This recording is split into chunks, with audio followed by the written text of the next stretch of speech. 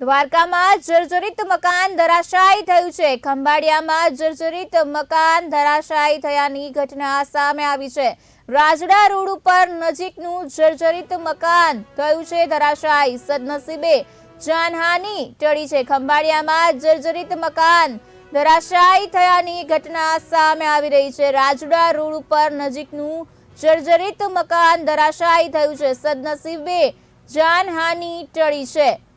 જર્જરિત મકાન ધરાશાયી થયાની ઘટના સામે આવી રહી છે। ખંભાળિયામાં જર્જરિત મકાન ધરાશાયી થયું છે। રાજડા રોડ ઉપર નજીકનું જર્જરિત મકાન ધરાશાયી થયું છે। સદનસીબે જાનહાનિ ટળ્યાની ઘટના બની છે।